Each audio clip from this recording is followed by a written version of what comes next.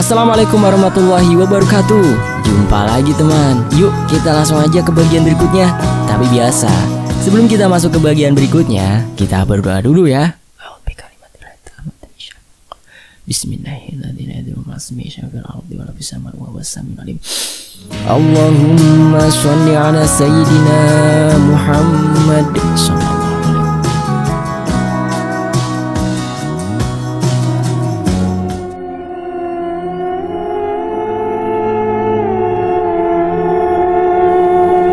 Cerita ini bermula saat libur semester ke kampung halaman temanku. Perkenalkan ya, penulis cerita ini adalah Kak Lala. Saat itu, Lala masih mahasiswi semester 3 menuju semester 4. Orang tuanya sudah menyuruhnya untuk pulang ke rumah dan liburan di kota mereka. Tapi Lala malas, karena memang kalau di sana Lala tidak punya teman, karena dari kecil udah tinggal sama nenek. Kata ganti aku di sini adalah Lala ya, penulisnya ya. Oke, kita lanjut. Kalau aku liburan di sana, pasti nanti bosan. Akhirnya aku menolak. Sebelumnya temanku sempat cerita tentang desanya. Di sana, banyak objek wisata alam dan lokasi rumahnya masih asri. Dia udah sering ngajakin aku buat ke rumahnya, tapi belum ada kesempatan. Akhirnya, libur semester ini, aku memilih untuk ikut pulang ke desanya. Sebut saja namanya Dian. Winda dan Cici juga akan ikut. Jadi kami berempat. Saat aku minta izin ke nenek, ternyata nenek gak ngizinin. Dia bilang nanti malah ngerepotin orang. Akhirnya Dian, Winda dan Cici turun tangan langsung buat minta izin ke nenek. Dan akhirnya nenek ngizinin. 2 hari setelah itu kami berangkat. Semua berkumpul di kos Dian. Dan jam 7 malam nanti akan dijemput sama travel yang udah biasa Dian pakai kalau pulang ke desa. Jam masih menunjukkan jam 5. Kami berempat baru saja selesai masak untuk makan sore ini sebelum berangkat. Aku tipikal orang yang mabuk darat, jadi selera makanku hilang. Cici sudah memaksaku untuk makan biar gak masuk angin, tapi tetap aja aku tolak.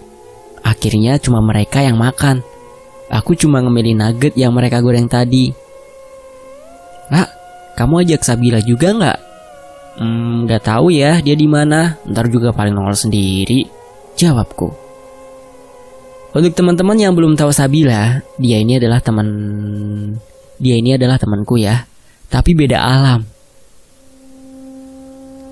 Lebih jelasnya ada ya di trik dari Sabila. Insyaallah nanti akan saya bawakan ya.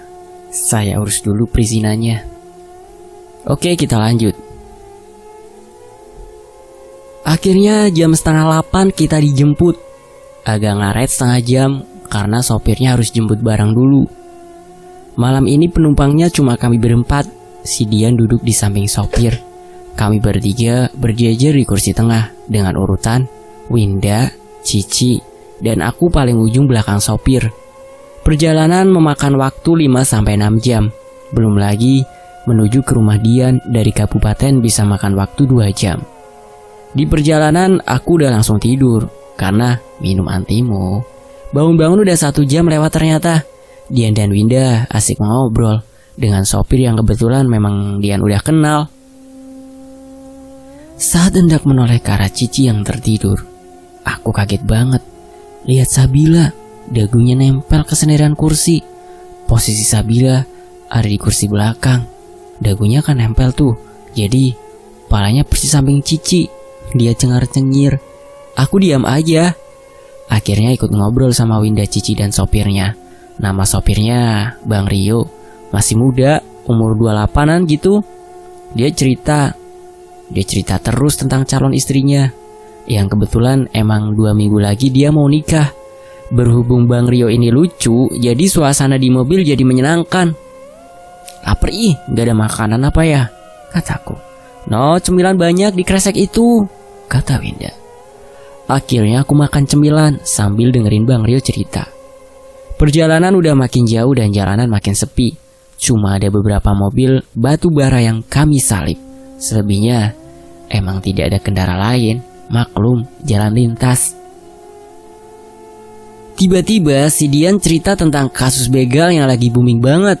Lucunya dia yang cerita, malah dia yang jadi parno sendiri.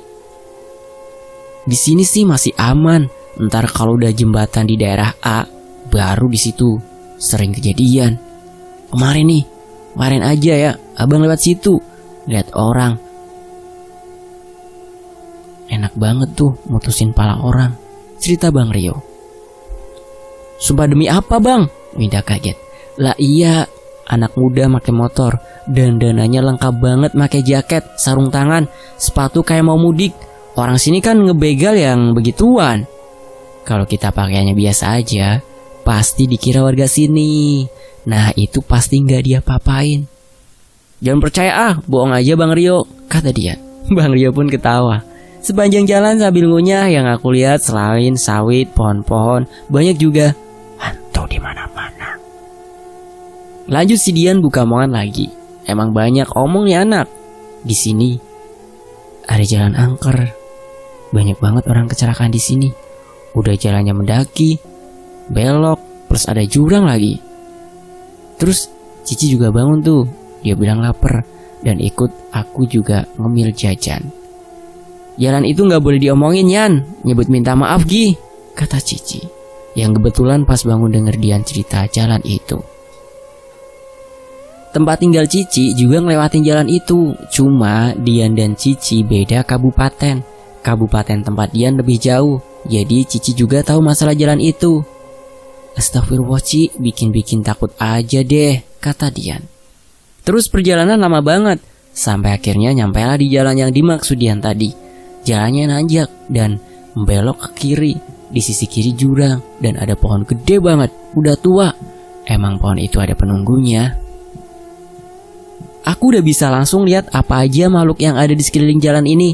Cuma ya diam aja, gak baik juga diomongin. Setelah ngelewatin itu, aku sama Winda coba buat tidur. Tapi masih sempat juga ngeliatin Instagram orang dan ngegibah bentar. Akhirnya si Dian fokus lagi matanya ke depan jalan. Bang Rio tetap fokus nyetir. Aku, Cici, Winda juga sama. Dan Dian langsung ngomong, kok ngelewatin jalan ini lagi? Kata Dian. Dian ngerasa udah ngelewatin jalan tanjakannya angker ini 2 kali. Kita gak terlalu merhatiin sih. Ya elah, di sini emang banyak tanjakan kali, kata Cici. Bang, tanya Dian ke Bang Rio, seolah memastikan keraguannya. Hah, apa? Iya Bang Rio. Iya kan? Duh dek, merinding nah. Janganlah ngomong aneh-aneh dulu, kata Bang Rio. Akhirnya Dian diam. Tiba-tiba ngelewatin jalan itu lagi. Dian dan Cici belum sadar kalau Bang Rio gak tahu, cuma aku diam aja. Dian langsung heboh dan baca doa gitu. Udah jalan agak jauh, lewatin jalan itu lagi, baru Winda sama Cici sadar. Ternyata emang bener, karena jalan isinya cuma pohon doang dan kelihatan sama aja, jadi mereka lama sadarnya. Setelah keempat kali baru sadar. Udah agak jauh lagi, lewatin jalan itu lagi, ini udah 7 kali muter. Seketika mereka bertiga natap aku dengan wajah penuh harap.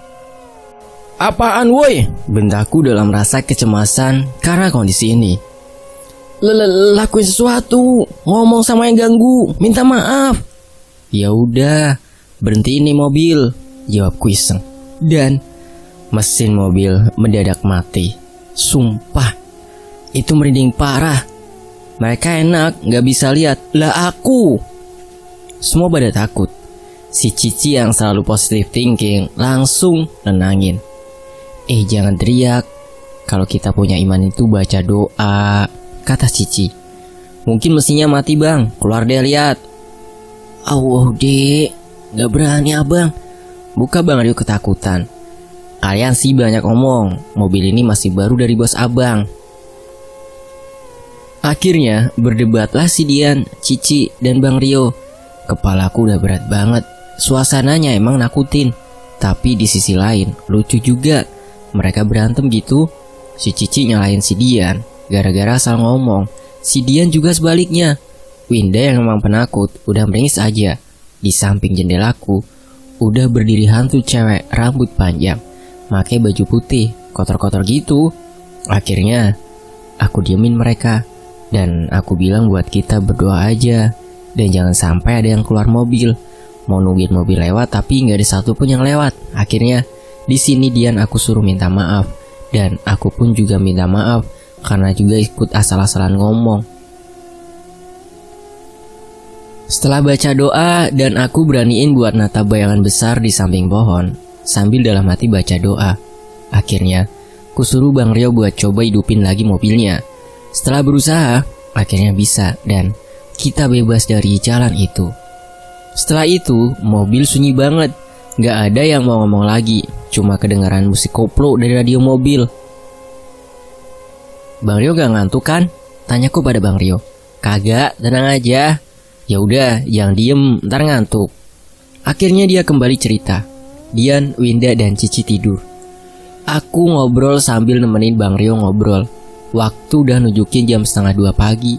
Kita udah masuk ke kawasan kabupaten dan sedang menuju jalan ke desanya Dian. Sebenarnya aku udah ngantuk banget, tapi gak enak ninggalin Bang Rio nyetir sendiri.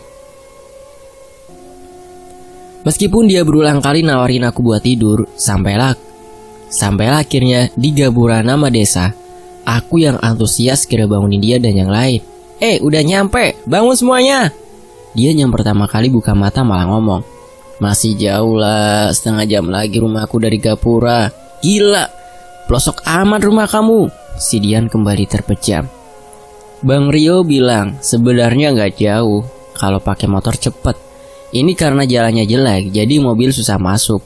Bang Rio juga mau nganterin karena dia pun juga warga desa sini, makanya juga kenal sama Dian. Cuma jarak rumah Dian sama Bang Rio jauh, beda 3 desa, tapi masih dalam kecamatan yang sama. Akhirnya mobil berhenti di sebuah rumah panggung. Desain rumahnya persis seperti rumah zaman dulu suku Melayu, dan cuacanya dingin banget karena emang termasuk kawasan perbukitan. Akhirnya setelah bilang makasih ke Bang Rio, kita berempat masuk ke rumah Dian. Keluarganya udah menyambut kami. Ada rasa gak enak sebenarnya. Keluarga Dian pasti tadi tengah enak tidur, tapi harus terbangun karena kedatangan kami. Ibunya Dian yang dia panggil Mama menawari kami makan, tapi ditolak Winda dengan sopan. Dan akhirnya kami dipersilakan untuk tidur di kamar Dian. Ruangan kamar Dian besar, kasurnya juga besar. Gaya tempat tidur lama, dengan 4 sisinya ada tiang penyangga untuk lampu. Suasananya enak dan sunyi. Setelah membersihkan badan dan berganti pakaian, kami semua tidur. Esoknya aku terbangun terlebih dahulu. Mereka bertiga masih tertidur, sedangkan sekarang udah jam 9 pagi. Aku gak enak buat bangunin mereka. Mau keluar kamar tapi rasanya canggung. Jadi aku putuskan untuk diam saja di kamar, menunggu mereka bangun. Aku ambil handphone dan langsung mengetik SMS untuk nenek. Semalam lupa ngabarin kalau udah sampai.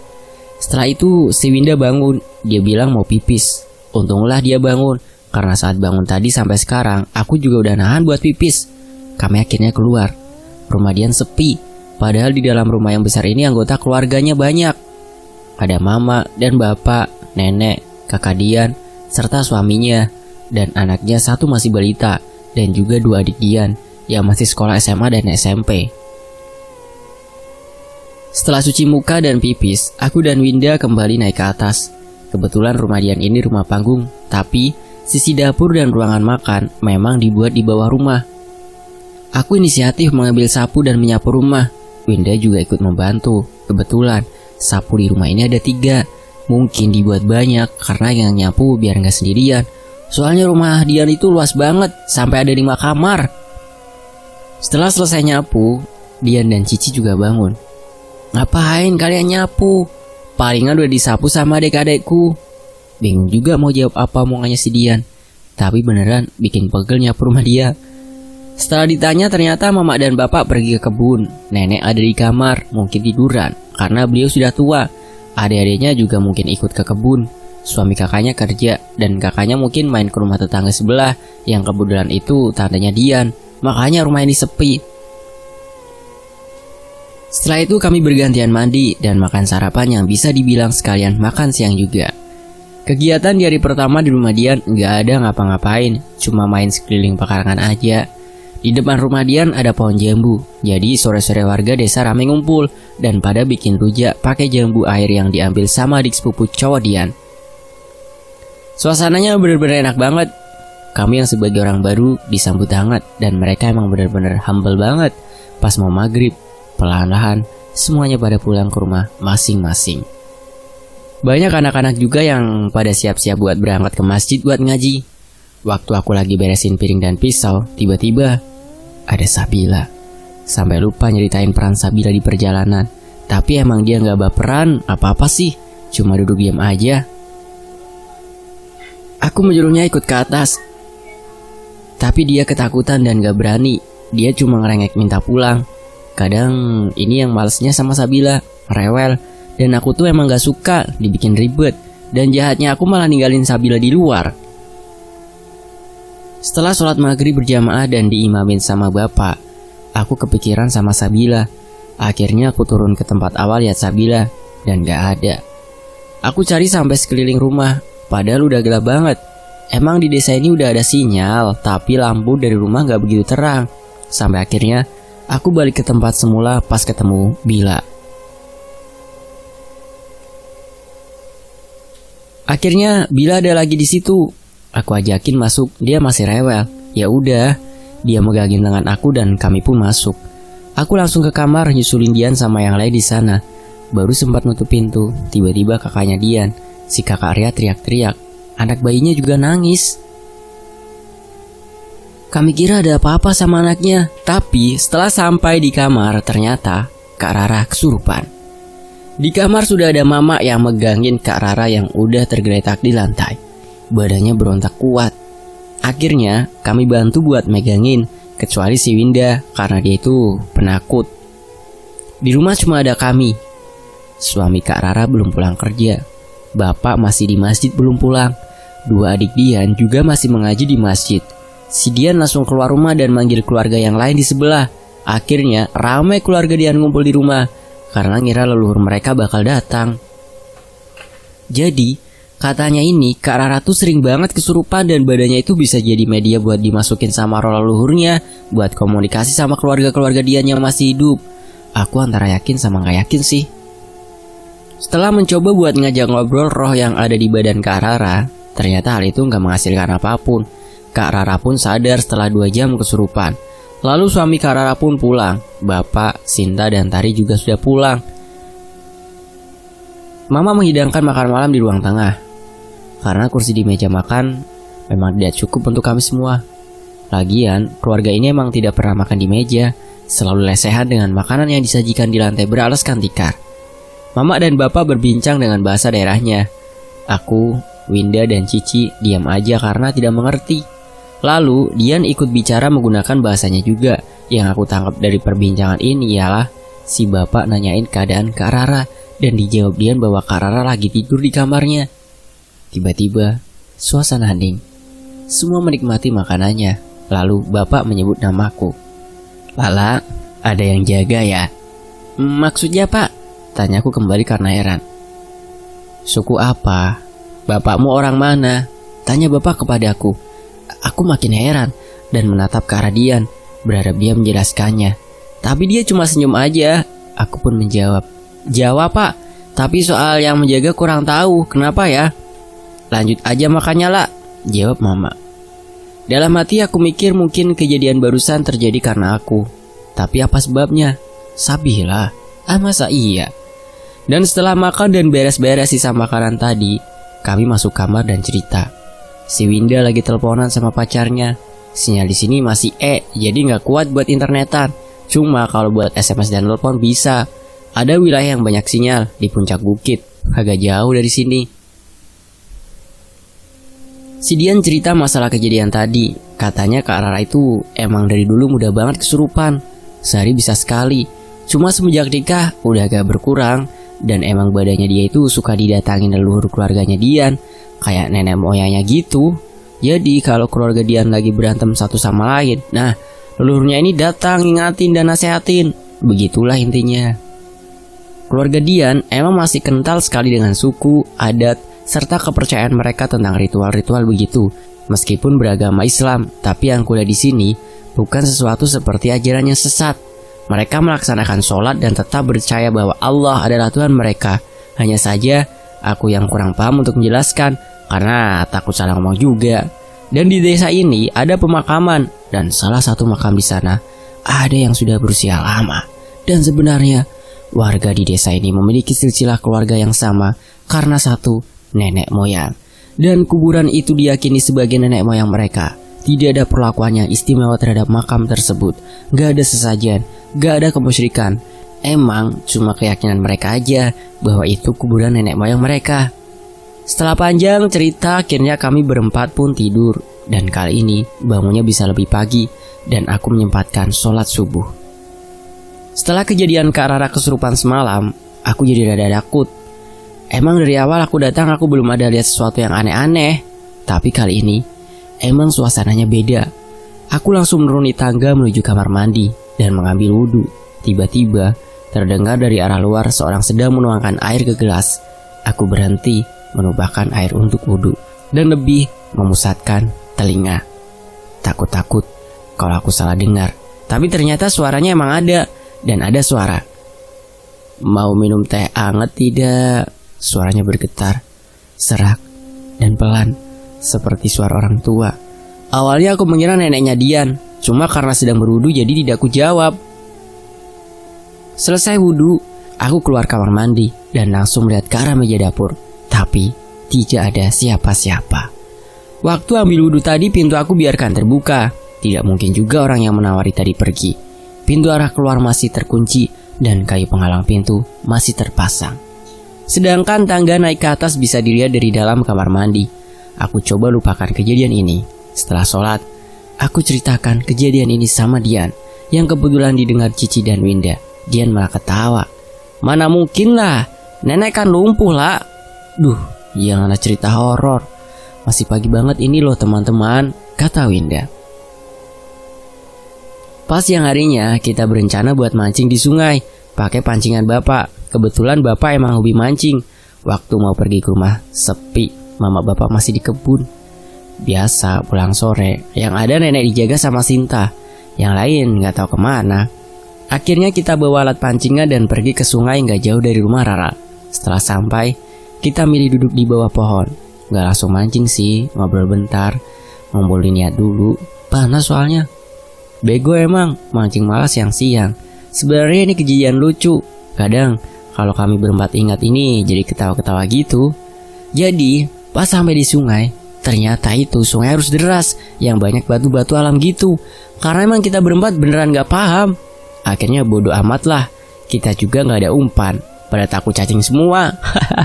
Kita bawa 2 pancingan. Satu pancingan kayaknya canggih gitu, jadi kita gak tahu gunainnya.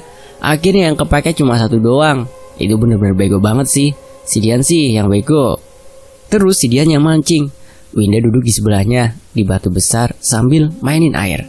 Aku duduk di bawah pohon sambil mainin rumput. Cici juga sama, bengong-bengong aja. "Emang ada gitu ikannya bakal kepancing?" tanyaku sama Cici. "Boro-boro lah, mau berenang aja susah tuh ikan, apalagi nyantol di pancingan." Aku malah ketawa sama si Cici. Si Dian sama Winda tahan amat panas-panasan. Tiba-tiba Dian berdiri. "Bodoh kita ini, ayolah pulang." Akhirnya kita semua ketawa. Setelah diulas ternyata bapak biasanya bukan mancing di sini, tapi di sungai desa sebelah. "Mau jalan ke hulu nggak? Di sana ada air terjunnya," tawar Dian pada kami. Aku yang tergolong hobi dengan hal-hal begini langsung mengiyakan. Cici juga dan diikuti Winda yang terpaksa akhirnya ikut juga. Jalanannya menanjak dan cukup jauh. Setelah 45 menit berjalan, akhirnya kami sampai. Air terjunnya tidak terlalu tinggi, tapi suasananya yang teduh dan asri membuat semuanya jadi terlihat indah. Sabila ada sejak tadi ngikutin dan dia nangis. Aku lupa kalau dia takut banget sama air, karena meninggalnya juga karena air. Dadaku jadi sesak banget buat nafas. Kepalaku jadi berat. Ngelihat Sabila pucat dan mukanya seram gitu, bikin dadaku makin sesak. Akhirnya Dian yang sadar dengan kondisiku langsung ngajakin balik. Aku minta ke Dian buat nggak pakai jalan nyusurin samping sungai, kalau bisa lewat jalan lain aja. Dian akhirnya ngeiyain tanpa banyak tanya. Akhirnya kita lewat jalan masuk hutan gelap. Cuma ini jalurnya lebih cepat buat sampai desa. Cuma ya itu, di ujung sebelum masuk desa bakalan ngelewatin pemakaman. Sepanjang jalan banyak yang mengawasi kami. Ada hantu tanpa kepala, ada anak-anak, ada hantu cewek, nenek-nenek, semuanya ada. Akhirnya sampai kami di pemakaman. Kira-kira bakal kejadian apa ya Lala sama teman-temannya di pemakaman? Cari tahu di bagian berikutnya ya. Sampai di sini dulu teman-teman. Admin undur diri dan wassalamualaikum warahmatullahi wabarakatuh.